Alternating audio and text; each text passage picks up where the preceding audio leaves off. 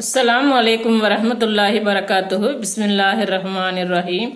அன்பான சகோதர சகோதரிகளே, எல்லாம் வல்ல அல்லாஹ்வின் நல்லடியார்களே, இன்று நாம் காணவிருக்கும் தலைப்பு வானை விஷமாக்கும் வதந்திகள், அன்னலாரை அலக்களித்த அவதூறு சம்பவம். வதந்தி மற்றும் அவதூறுகளை பரப்புவதால் ஏற்படும் விளைவுகளை புரிந்து கொள்ள அன்னை ஆயிஷா ரலியல்லாஹு அன்ஹு அவர்களின் சம்பவத்தை இங்கு நினைவு கூறுவது பொருத்தமாகும். நபி ஸல்லல்லாஹு அலைஹி வஸல்லம் அவர்களின் துணைவியார் அன்னை ஆயிஷா ரலியல்லாஹு அன்ஹு அவர்கள் மீது நய வஞ்சகர்கள் அவதூறு எனும் சதிவலையை மிக சாதுரியமாக பின்னிவிட்டிருந்தார்கள். நபி ஸல்லல்லாஹு அலைஹி வஸல்லம் அவர்கள் ஆயிஷா ரலியல்லாஹு அன்ஹு அவர்களை விவாகரத்து செய்துவிடலாம் என்ற கடைசி கட்ட எல்லைக்கே சென்று விட்டார்கள்.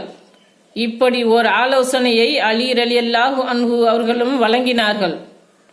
இந்த சம்பவம் குறித்து ஆயிஷா ரலியல்லாஹு அன்ஹு அவர்களே கூறுகிறார்கள், அல்லாஹ்வின் தூதர் ஸல்லல்லாஹு அலைஹி வஸல்லம் அவர்கள் ஒரு பயணம் புறப்பட விரும்பினால் தம் மனைவிமார்களிடையே எவரை பயணத்தில் தம்முடன் அழைத்துச் செல்வது என தீர்மானித்திட சீட்டு குலுக்கி போடுவார்கள். அவர்கள் எவரது பெயருள்ள சீட்டு வருகின்றதோ அவரை தம்முடன் அழைத்து கொண்டு பயணம் புறப்படுவார்கள். இவ்வாறே அவர்கள் மேற்கொண்ட பனு முஸ்தலிக் என்ற ஒரு புனித போரின் போது பயணத்தில் உடன் அழைத்துச் செல்ல எங்களிடையே சீட்டு குலுக்கி போட்டார்கள். அதில் எனது பெயருள்ள சீட்டு வந்தது. எனவே நான் அல்லாஹ்வின் தூதர் ஸல்லல்லாஹு அலைஹி வஸல்லம் அவர்களுடன் பயணம் புறப்பட்டு சென்றேன். இது ஹிஜாபின் சட்டம் அருளப்பட்ட பிறகு நடந்ததாகும். நான் எனது ஒட்டகச் சிவிகையில் வைத்து சுமந்து செல்லப்படும் அதில் இருக்கும் நிலையிலேயே கீழே இறக்கி வைக்கப்பட்டும் வந்தேன். நபி ஸல்லல்லாஹு அலைஹி வஸல்லம் அவர்கள் எங்களுடன் அந்த போர் முடிந்து திரும்பிக் கொண்டிருந்த நிலையில் நாங்கள் மதீனாவை நெருங்கிய போது இரவு நேரத்தில் ஓரிடத்தில் தங்கும்படி அறிவிப்பு செய்தார்கள். அப்போது நான் சிவிகையிலிருந்து எழுந்து இயற்கை கடனை நிறைவேற்றுவதற்காக மறைவிடம் தேடி படையை கடந்து சென்றேன். என் இயற்கை தேவையை நான் முடித்து கொண்ட பின் முகாமை நோக்கி சென்றேன். அப்போது என் நெஞ்சை தொட்டு பார்த்தேன். என் கழுத்தில் இருந்த யமன் நாட்டு லாபாரி நகர முத்து மாலையொன்று அறுந்து விழுந்து விட்டிருந்தது.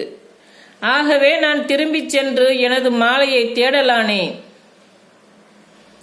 அதை தேடிக்கொண்டிருந்தது. நான் சீக்கிரம் திரும்பிச் சென்று படையினருடன் சேர விடாமல் என்னை தாமதப்படுத்தி விட்டது.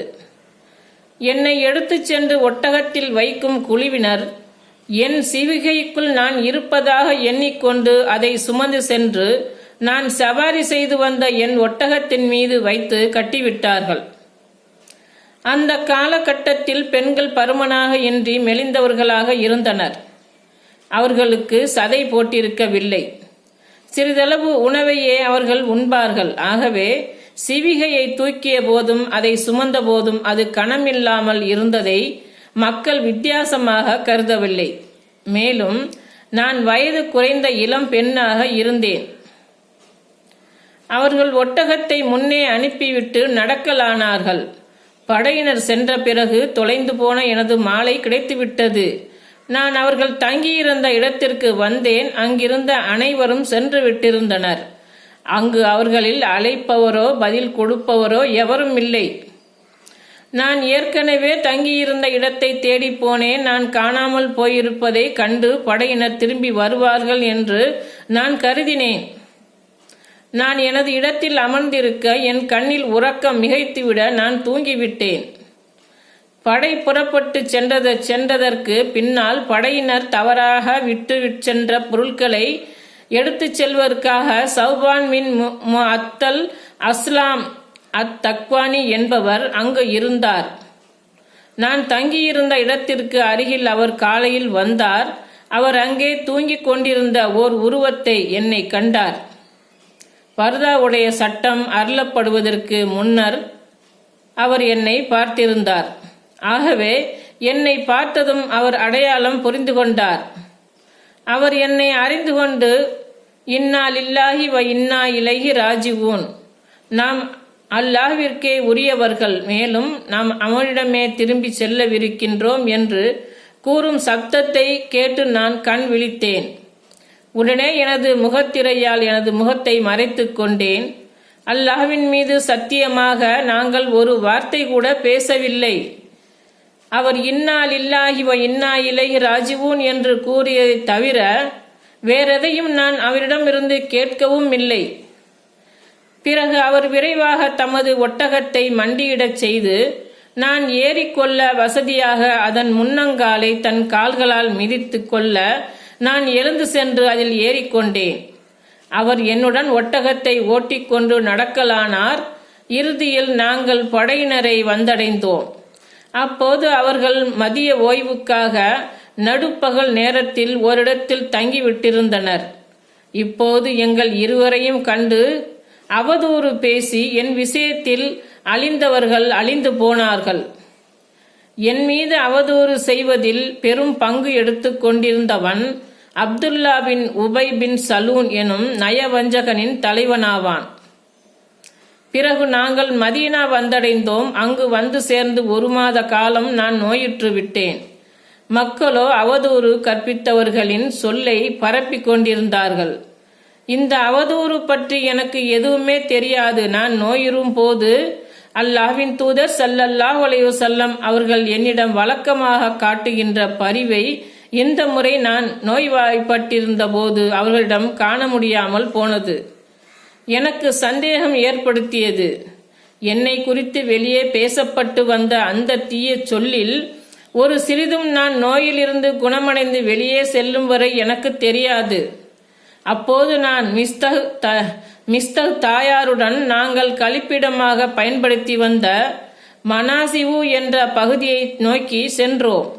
நாங்கள் இரவு நேரங்களில் மட்டும் இவ்வாறு செல்வோம்.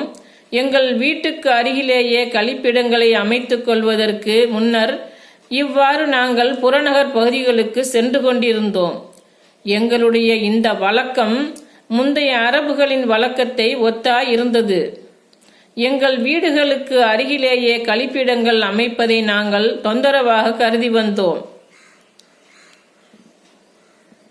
நானும் உம்மு முஸ்தகும் சென்று கொண்டிருந்தோம். அவர் அபு ரூஹும் பின் முத்தலிப் பின் அப்துல் மனாப் அவர்களின் மகளாவார்.